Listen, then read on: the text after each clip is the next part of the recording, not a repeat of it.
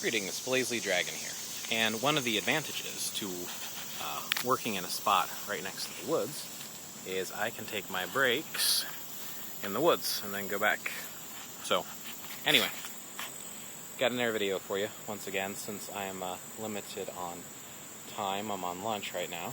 I figure I will record it out here in the woods and enjoy some time in nature. So, with this in mind, let's go ahead and get started. I had an interesting conversation recently with an individual by the name of Shifu Scott Rodell. Now, any of those familiar with Shifu Scott, and I'm going to give you some nature shots while we're talking. Any of those familiar with Shifu Scott know that he is a sword master. He practices Jinfa, I believe, among other different martial arts practices, and he also sells swords. And he sells real swords, real Chinese blades, and since I am formally trained in the Chinese martial arts, I wanted some authentic, real deal Chinese blades. So with that in mind, I figured I would give him a call and say, hey, talk to me about some of the weapons and stuff that you sell, and how they're real deal weapons. And he said that he'd be happy to answer some questions for me. He has a website, 7 Stars Trading Company, and there are different blades on there, of course, the Jin being one of them. The Jin is a Chinese straight sword. And then there is also the Dao. And the Dao is basically, translates into knife, but it's a saber. And I've got a video up with a particular Tai Chi Dao. However, I wanted to get one a little bit more traditional, possibly something real deal cutter. So there is one that is made by Wano, if I'm saying it correctly. It's a Chinese forging company in China. And I've heard some bad reviews on forums and stuff talking about how they have a tendency to take your money and not give you your sword. However, I figured if I go through 7 Stars, they'll get the sword, I'll get it from them, and then I'll be good. I won't have to deal directly with them. These are just some things that I've seen on some of the forums. Don't know how accurate it is because I've never tried to order from them before. Now, the reason I'm bringing this up, this is actually in regards to spirituality.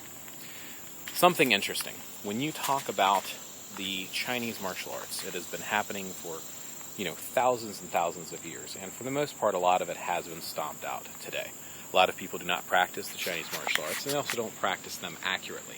Whether you're talking about the Shaolin arts, or you're talking about a particular, Chinese boxing style, or talking about a particular sword form. I mean, you have the Wudon arts. There's specific forms, and then there's family forms, and then each one of them have their own traditions.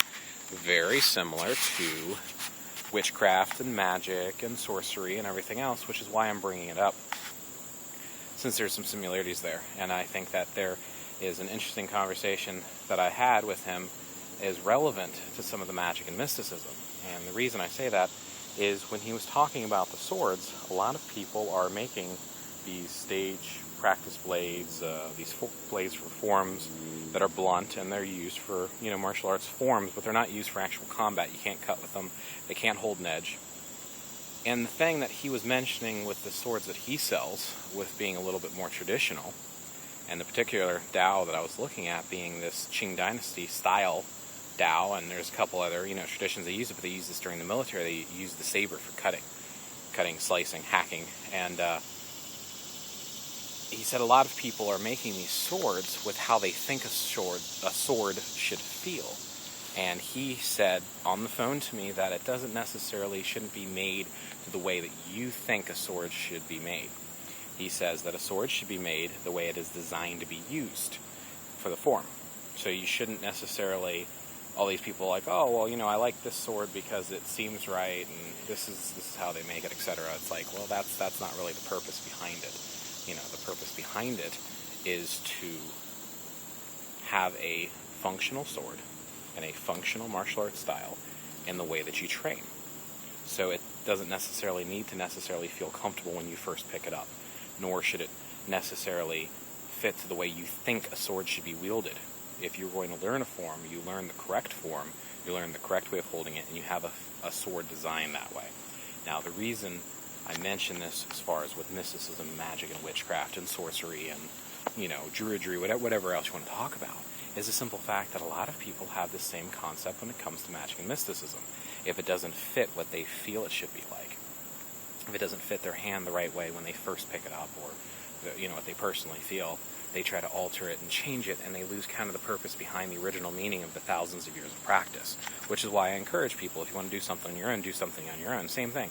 You want to make a sword, you want to make a new sword fighting style, more power to you. But if you want to learn a traditional sword fighting style, you want to have that type of sword so that you can wield it appropriately according to the lessons and practices of your master.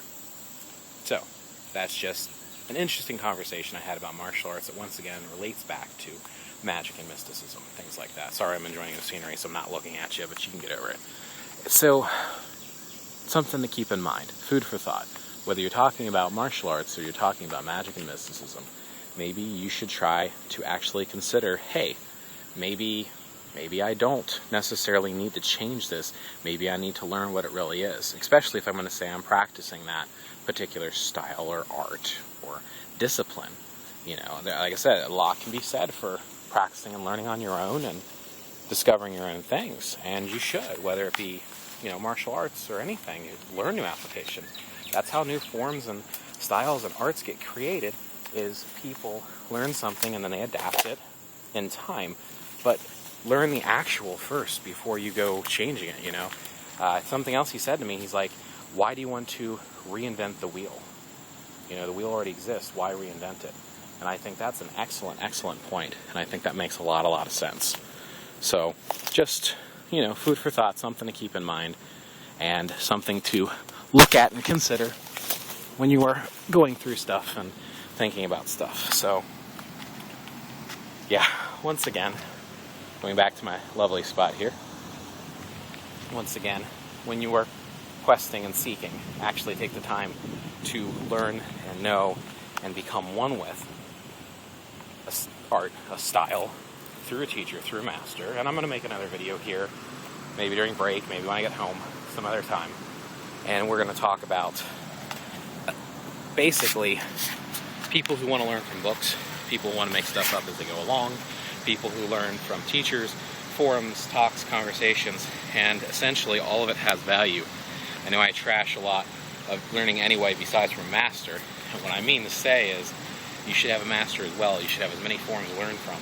So I'll get into that video later on.